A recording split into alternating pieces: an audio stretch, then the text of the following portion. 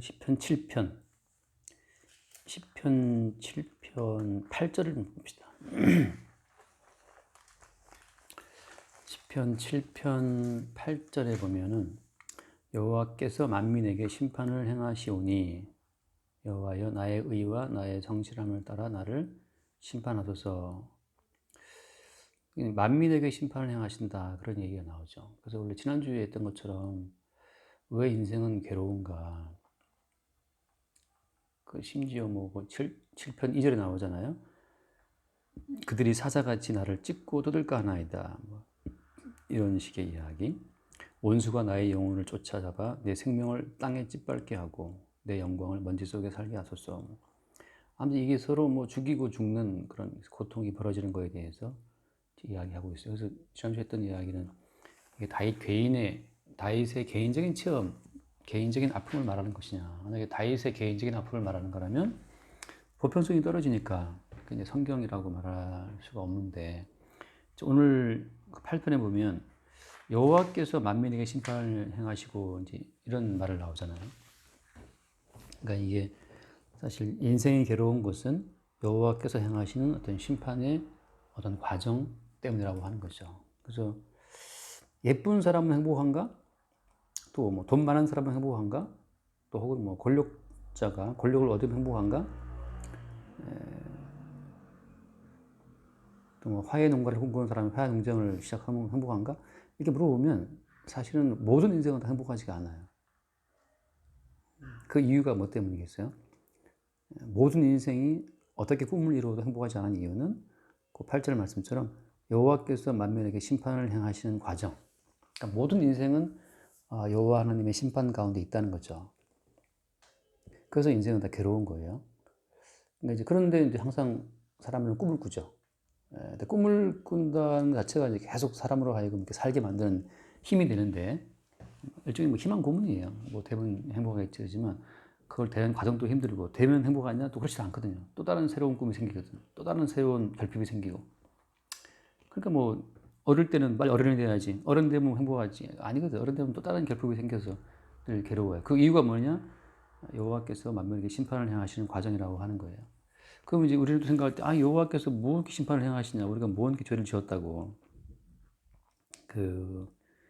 11절을 보면 하나님은 의로우신 재판장이시며 매일 분노하시는 하나님이시로다 하잖아요. 하나님이 의로우신 재판장인데 매일 분노하신대요. 에브리바디 열받는 거죠. 매일매일 분노하신다는 것이. 우리 입장에서는 도대체 어쨌길래 하나님이 그렇게 매일 재판하시고 매일 분노하시냐. 우리는 그걸 이제 좀 이해하기가 힘들어하기도 하고, 혹은 이제 이 분노하신 하나님의 이 분노를 좀 달래보려고 이런저런 재물을 바치기도 하잖아요. 옛날 마얀마인가? 아무튼 마찬가지, 우리나라 심청전도 마찬가지잖아요. 그 바다의 어떤 신을 좀 달래기 위해서 어린 처녀를 잡아다가 심청이를 물에 빠뜨리지 않습니까? 그런 것처럼 이 분노하는 신을 달래려고 수없이 많은 종교적인 형태가 나왔어요. 그때 이제 막연하게 이 모든 자연재해의 원인의 배후에 어떤 신이 있지 않겠는가라고 해서 이제 그 바다의 신은 포세이돈에게 바친다, 이런 식으로 하잖아요. 우리나라 바닷가 가면 풍어제 한다고 이제 풍어제 전에 또 제사하고 그러잖아요. 그런 것처럼 지금은 과학의 시대를 하지만 웃기는 건 이 과학의 시대에 말하자면 나로호인가? 그 우주선을 띄우기 전에도 제사를 지내요. 이게 참 웃기는 거죠. 그러니까 첨단 과학의 시대에도 불구하고 마지막에는 꼭 사람들이 이제 고사를 지내고 돼지 입에다가 만화처럼 끼고 하는 그런 일을 한단 말이지. 그래서 모든 인간 속에 이게 넘어설 수 없는 그 미지의 불안감. 말하자면 이제 그게 여기 나와 있지만 매일 하나님 분노하신다. 하나님은 의로우신 재판장이다. 라고 하는 거. 그래서 왜 하나님 매일 분노하시나? 그 12절 말씀에 보면 사람이 회개하지 않으면, 그렇죠? 그가 그의 칼을 가시며 그의 활을 이미 당겨 예비하셨도다 라고 한다고. 그래서 하나님은 재판장이신데 매일 분노하신다. 근데 사람이 회개하지 않으면 뭘 회개하지? 우리가 회개할 게 뭐냐 말이죠. 그래서 이제 신약적으로 바라 말하면 참된 회개는 뭐예요? 참된 회개라고 하는 것은 이게 죽는 거예요. 내 존재라고 하는 것이 하나님 보시기에 이게 죽어 마땅하다는 사실을 수용하는 것이 그게 회개예요. 내 존재를 좀 더 낮게 발전시키고 성숙시키면 하나님 기뻐하실까? 그게 이제 바리새적인 방법인데 그게 모든 종교가 추구하는 방법이에요. 나라는 존재를 좀 더 다듬고 성화시키고 거룩하게 만들어 나가면 하나님이 기뻐하시고 그 좀 분노를 이렇게 사귀시지 않을까라고 생각하는데 그렇지 않다는 거죠. 하나님은 우리 존재를 향해서 분노하시는 거예요. 존재를 향해서. 이게 참 다가오기 힘든 말이에요. 사람은 자기 존재 가치를 가장 중시하기 때문에 내 존재에 대한 분노를 이해 못해요.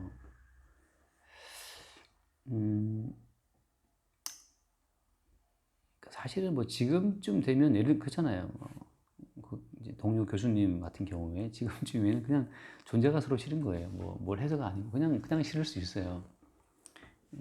군대 가보면 그냥 싫은 놈이 있거든. 어떤 또 쫄다고는 그렇게 막 우리 개교도 또 이쁜 애가 또 있어요. 좋은 애가 있고.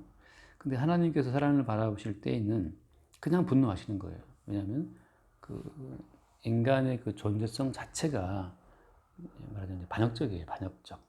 그 말은 무슨 말인가 하면은 하나님의 목적과 하나님의 뜻을 위해 피조된 그 피조물들이 그 자기들을 지은 하나님의 뜻에 대해서는 관심이 없고 자기 존재 가치만을 주장한단 말이죠.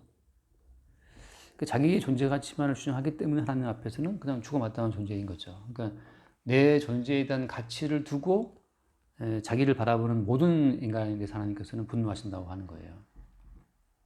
하나님의 다시 말하면 이게 언약이라고 그러는데 하나님의 언약적인 세계 가운데에서는 자기의 존재 가치를 중시하는 그 인간은 분노의 대상이에요. 어떻게 되느냐? 하나님이 짜놓으신 언약적인 판에 끌려 들어와야 돼요. 우리가 군대 가면 군대 비가 좀 군대에 가면 개인의 이름을 다 삭제하거든요. 그러니까 처음 신병이 되면 그냥 그 번호로 불러요, 번호. 몇 번 훈병 이런 식으로 이제 하거든. 그래서 그 각 개인의 어떤 개인적인 인격성을 다 싹 압수를 하죠. 압수를 하고 그냥 번호만을 부여해요. 그래서 그 지휘관의 말에 의해서 이렇게 움직여야 되는 장기판의 졸처럼 그런 존재를 일단 만드는 거죠. 그게 훈련이에요. 처음 나 군대 가서 이해가 안 갔던 게 앞으로 가, 뒤로 가, 좌로 가, 그거를 그렇게 시키거든. 그게 이해가 왜 이걸 시키지? 나같이 많은 변호사 입장에서는 이게 너무 의미가 없어 보이는 거예요. 뒤로 돌아, 이거 계속 이거 한다고. 재직 훈련을 시키는데 이해가 안 가지. 그러니까 10명의 병사가 있다 하더라도 한 몸으로 움직이는 걸 훈련시키는 거거든요. 100명 자체가 한 몸으로 움직여야 돼요. 지휘관의 말 한마디에 한 몸으로 움직이는 존재를 만들기 위해서는 개별적인 낱낱이 모든 사정들을 다 그걸 압수를 해야 돼요. 말하자면 그런 군대처럼 하나님의 세계, 언약의 세계에서는 각 개별성이 다 죽어야 돼요. 그러니까 매일 분노하시는 것은 개별성을 갖고 나올 사람은 그걸 이제 때리시는 거예요. 그러니까 이제 존재 자체의 말살로 복도하지만 이게 신약에 와서는 어떻게 바뀝니까? 신약에 와서는 존재는 있어요. 존재는 있는데 그 존재에 대한 어떤 주도권 자체가 바뀌어버리죠. 그래서 바울이 이렇게 요약하잖아요. 바울이. 그러니까 바울이 말했던 그 어떤 성도의 정의는 그거죠. 나는 죽고 누가 산다 내 안에? 사시는 분은 예수님이 산다고 하는 거잖아요. 그리스도가 사신다 내 속에. 그러니까 내가 사는 것이 아니고 나는 이미 죽었다.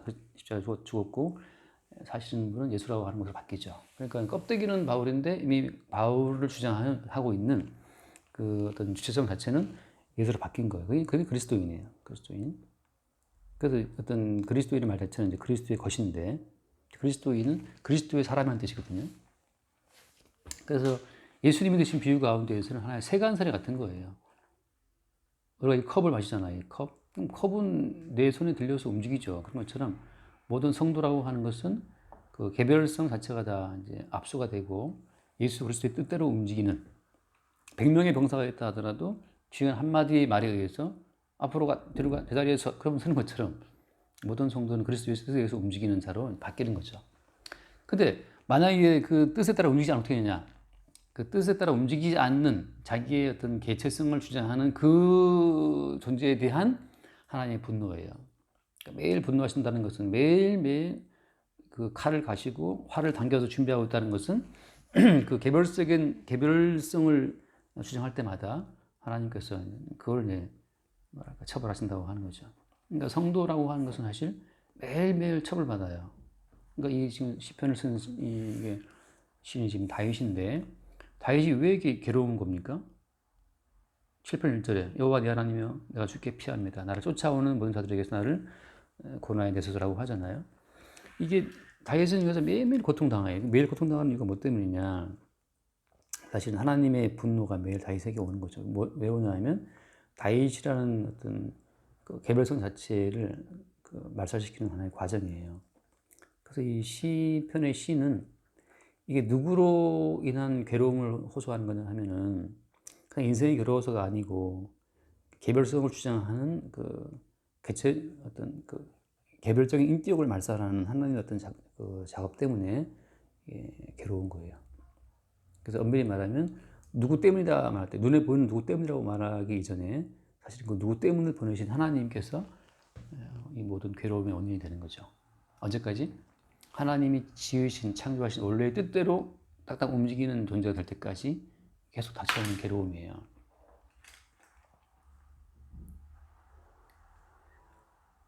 장기 돌 줄 알아요? 장기?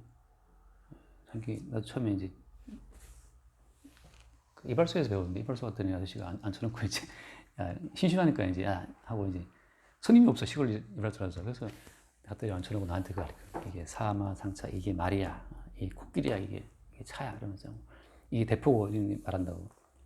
사실 거기 있는 마가 진짜 말은 아니잖아요. 그죠? 말이라고 하는 하나의 실제하는 어떤 존재를 이미지화 시켜서 그 장기판 위에다가 딱 고정을 시켜 놓은 거거든. 뭐 때문에? 장기를 두는 사람에 의해서 움직여져야 되니까.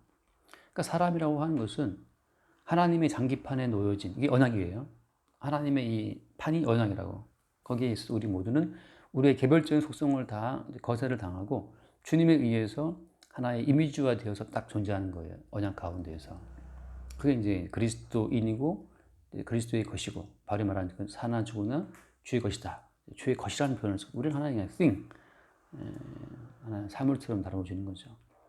자, 그럼 여기서 원수가 나와요. 원수는 누가 되겠어요? 이렇게 되면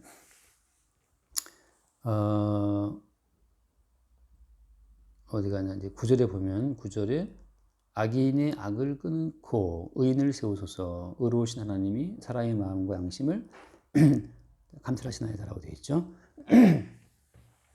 시편에 나와 있는 악인 혹은 이제 원수라는 그런 개념이 나오거든요. 그러니까 시편에 나오는 악인이라고 하는 그 악은 어떤 거겠어요? 시편에 나오는 악인들의 악이라고 하는 것은 이 말하자면 이미지화된 하나의 개념화된 존재에 그 개별적인 의미를 부여하는 게 이게 악이에요. 그러니까 예를 들어서 뭐 선악과를 심어놓고 먹지 말아라 이렇게 말씀하셨는데 그 마귀가 와서 말하죠. 먹어라. 먹어도 이상 없고 더 좋아진다 말이지. 그래서 어떤 그 개별성의 확대, 개별성의 성장, 성숙 뭐 이런 것에 대한 이미지를 이제 그 마귀가 주입하죠. 그러니까 원수는 뭐냐? 원수는 나의 어떤 개별성을 강화시켜 주는 것이 원수예요. 너는 이래 살아야 되고 너는 이래 살 사람이 아니다. 네가 말이지 이렇게 했는데 그렇게 살면 안 되지 하고 이제 자꾸 우리에게 어떤 인생의 새로운 꿈과 야망을 막 불어넣어주는 그 자체가 이제 원수가 돼요. 그것이 뭐에 반응하는 원수냐면 애초부터 우리를 창조하신 주님의 뜻에 반발하게 만드는 그래서 너의 독자적인 세계를 구축해라. 네가 네 인생의 주인이라. 어제 뭐 최입사님 그 딸 은지가 또 휴학한다고 그러나 봐요. 그러니까 들어간 지 하나도 안 되는데 그래서 막 좀 약간 갈등이 있나. 그래서 뭐라 했더니만 또 딸은 내 인생이야 뭐 그런데 지금 은지가 그래서 와 많이 컸네. 내 인생이. 그래서 그 친구가 걔가 자기 인생을 말하기 위해서는 독립을 해야 되는데 독립할 수 있냐 걔가. 결국 엄마가 주는 용돈, 엄마가 주는 학비가 쓰는 건데 독립은 무슨 내 인생을 말할 수 있냐 말이지. 우리가 내 인생을 말할 수 있기 위해서는 내 존재를 내가 결정할 수 있어야 되는데 우리는 그렇게 못하거든요. 우리는 지금 또 이 산소에 비치고 있고 태양에 비치고 있고 내가 지금까지 살아온 모든 인생이 다 비치고 산 인생이에요. 내가 만들어온 조건들이 아니거든. 근데 이제 우리는 내 인생이 내 거라고 주장하지. 근데 주님 입장에서는 그렇죠. 오늘 밤 내가 내 호흡을 거둬간다면 네가 말하는 네 세계는 어디로 가겠냐 말이죠. 그건 늘 괴로운 이유는 뭐 때문이냐? 계속 주님께서 우리를 향해서 우리의 개별성을 죽이는 작업을 주변의 사람을 통해서 또 우리의 몸을 통해서 하시는 거예요. 그래서 내 인생의 주인이 내가 아니라는 사실을 늘 알게 하죠. 그 결국은 뭐냐 하면 거기 아까 잠깐 보다 말했지만 그 8절에 그죠? 심판을 향하는 과정을 통해서 나의 의와 나의 성실함을 나의 의가 나의 성실함이 나오는데 여기 마지막에 뭐가 되겠어요? 17절에 보면 17절 내가 여호와께 그의 의를 따라 감사하며 라고 나오죠. 그래서 이제 그의 의가 나와요. 그의 의를 따라 감사한다. 자, 여호와께 그죠? 여호와께 그의 의를 따라 감사한다고 말할 때 이거 누구의 의가 되는 거예요? 다윗 개인의 의가 아니고 여호와의 의가 되는 거죠. 그러니까 여호와 앞에 여호와의 의를 따라 감사한다. 이건 이제 새로운 차원의 의가 다윗에게 부어진 거예요. 어떻게 하냐 하면 그러니까 다윗이 지금 괴롭잖아요. 막 괴로운 인생을 살아가면서 다윗은 아는 거죠. 도대체 나의 의로서는 내가 생각한 나의 의로서는 이 괴로움을 피할 수가 없어요. 왜냐하면 이런 거거든. 사울이 다윗을 괴롭히잖아요. 근데 다윗이 무슨 실수를 했어요? 아니에요. 그러니까 다윗은 다윗 자신의 주어진 일을 했을 뿐이야. 성경에 나오지만 다윗은 가는 곳마다 지혜롭게 일을 해서 항상 이기고 뭐 잘했거든. 근데 그 사울은 왜 다윗을 미워하냐 하면은 사람들이 다윗을 좋아하니까 미워하는 거거든. 그러니까 다윗의 개인의 의로움을 봤을 때는 자기는 미움받을 만한 일을 한 것이 없어. 근데 미움받고 있는 거죠. 요셉이라고 하는 사람이 형들한테 팔려갔잖아요. 그죠? 근데 왜 팔려갔어요? 요셉이 꿈을 꿨기 때문에. 그 꿈은 누가 꾸게 한 거야? 꿈은 요셉 개인이 꾼 게 아니잖아요. 꿈을 꾸게 하신 분 때문에 꾸게 된 거거든. 그러니까 요셉 개인의 의로움 자체는 도움이 안 돼요. 근데 팔려가고 고생하지. 나중에 이제 뭘 알아요, 요셉이? 나중에 발견한 것이 바로 뭐냐면은 요셉 개인의 의로움. 나는 의로운데 내가 왜 괴로움 당하지? 하는 요셉 개인의 의로움이 아니고 뭘 아는 겁니까? 나를 이렇게 형들에 의해서 팔려가게 함으로써 애굽에 미리 팔려옴으로 말미암아서 혹은 애굽에 팔려와서 감옥에 들어가면 말미암아서 애굽의 총리가 되고 총리가 됨으로 말미암아 이스라엘 모든 집안들을 구원하는 구원자가 된 거거든요. 그게 여기서 말하는 여호와께 그의 의를 따라 감사한다고 하는 주님의 의예요. 그러니까 그 과정 속에서는 주의 의가 드러나요, 안 드러나요? 안 드러나요. 나중에 이제 세월이 지나서 보니까 이게 모두가 다 이스라엘을 구원하기 위한 하나님의 치밀한 장기판의 작전이었다고. 그러니까 우리가 때로는 뭐 이렇게 쪼를 밀다가 쪼리 죽기도 하잖아요. 때로는 말을 죽이기도 해요. 상대방 왕을 죽이기 위해서. 그런 것처럼 하나님의 어떤 이 장기판 가운데서 우리가 추구하는 어떤 일을 항상 우리가 이룰 수가 있거든. 마지막에는 이 모든 일의 결국에는 여호와의 의를 보게 될 때, 그때 이제 감사한다는 거죠. 그래서 이 여호와께 그 의를 따를 때 그 의라는 것이 시장에서는 어떻게 돼요? 이 시장에서는 예수가 십자가의 죽음으로 말미암아 하나님이 허락하신 의가 돼요. 그때 이제 존재에 대한 하나님의 모든 미움이 사라집니다. 그래서 나라는 존재는 예수 그리스도의 십자가의 피에 덮여 있을 때, 그때 그 예수 그리스도의 피를 보고 이미 쟤는 죽었구나라고 하는, 그때 이제 분노가 지나가는 거예요. 한번 격발된 하나님의 분노는 피를 봐야 돼요. 피를. 발사된 미사일이 아무튼 여간에 추적하다가 결국은 이게 폭발해야 이제 끝나는 것처럼 그 열추적 미사일 같은 거 알잖아요. 발사되면 결국은 따라가서 어딘가서 이 미사일이 터지지 않으면 계속 따라온다고 해서. 그래서 하나님의 분노라고 하는 것을 따라와야겠어. 언제까지? 피를 볼 때까지. 근데 이제 어린 양의 피가 있는 그 순간에 하나님의 분노가 다 충족됨으로 말미암아서 이제 멈추는 거죠. 그래서 그 예수 그리스도의 피에 덮여 있는 그 상태를 하나님께서는, 그러니까 예수님의 그 죽음에 덮여 있는 상태를 하나님께서는 의로 보신다고 하는 거예요. 결국은 뭐냐? 결국은 예수 그리스도의 흘리신 피에 의해 주어지는 그 의의 현장을 보게 될 때까지 계속 우리는 어떻게 되냐면 고통을 받게 되어 있어요. 자, 그래서 이게 사실 어떻게 보면 우리 몸은 괴롭잖아요. 인생이 괴롭다고. 실존적인 괴로움을 어떻게 할 수가 없어. 너무 괴로워 죽겠어. 근데 피할 수가 없어요. 그래서 누구든지 간에 자기의 이 고통, 괴로움을 벗어나기 위해서 많은 걸 이제 뭐랄까 연구해내는 거예요. 우리 할아버지처럼 뭐 돌을 닦기도 하고 말이죠. 수많은 도인들이 있잖아요.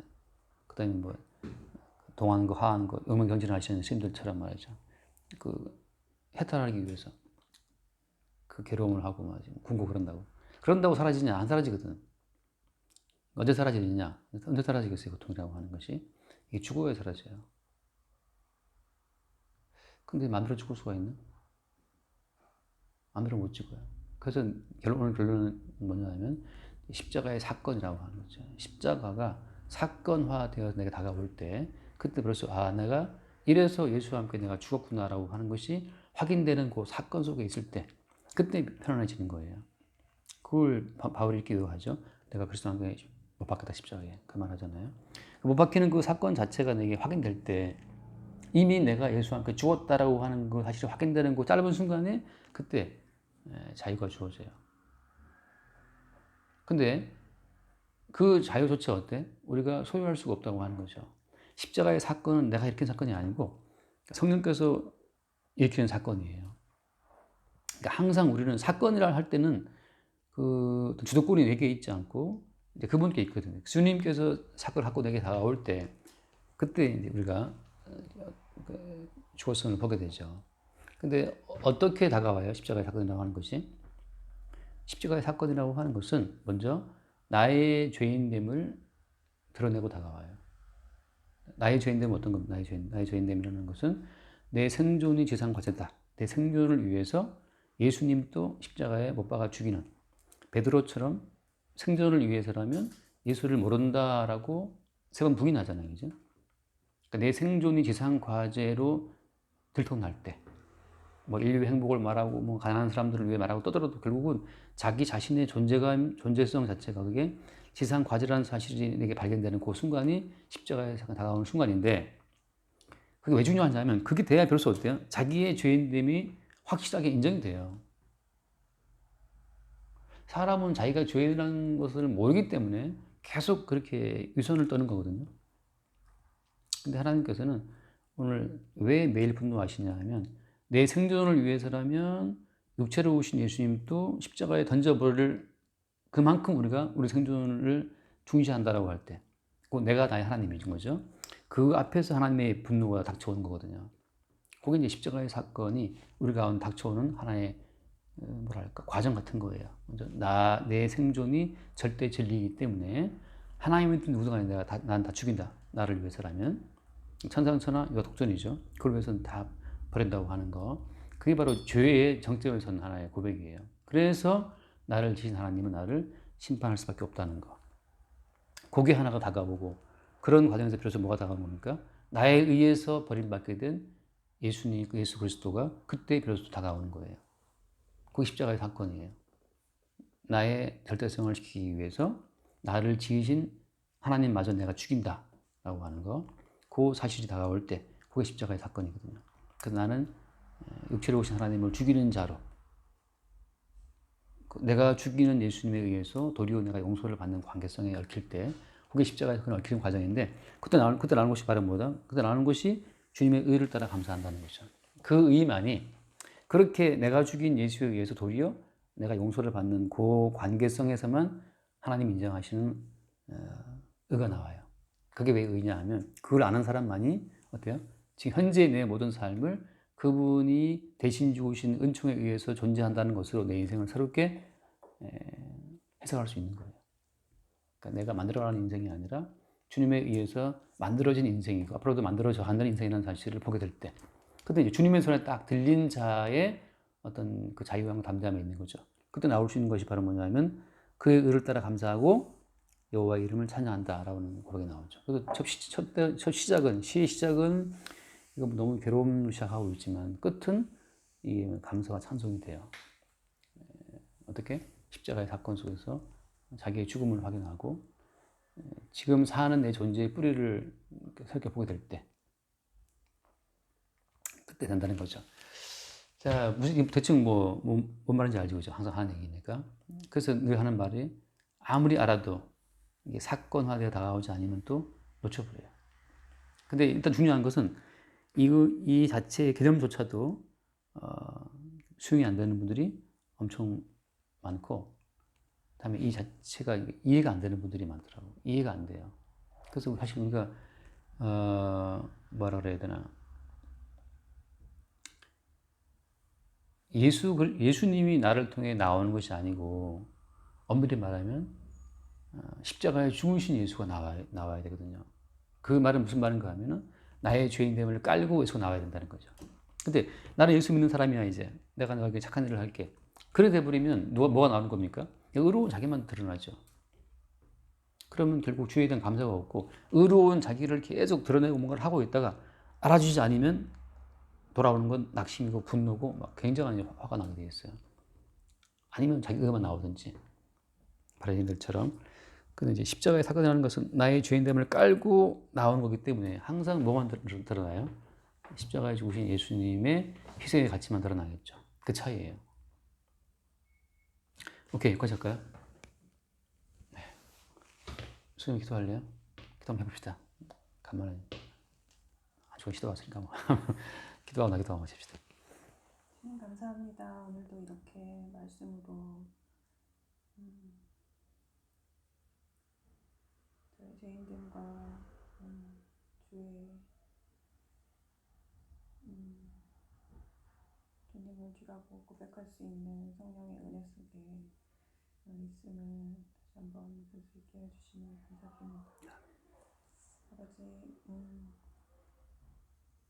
인생 가운데 일어나는 모든 사건 속에서 이미 십자가에 돌아가신 주 예수의 은혜로만 살고 있음을 확인할 수 있는 그런 성령의 인도하심을 따라 살 수 있도록 항상 은혜 베풀어 주시옵소서. 말씀을 듣고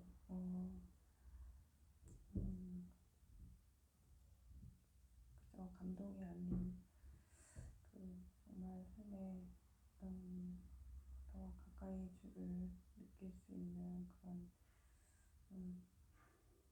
은총을 간절히 원합니다. 모든 말씀에 드림 붙들어 부탁드립니다. 아멘. 주님 감사합니다.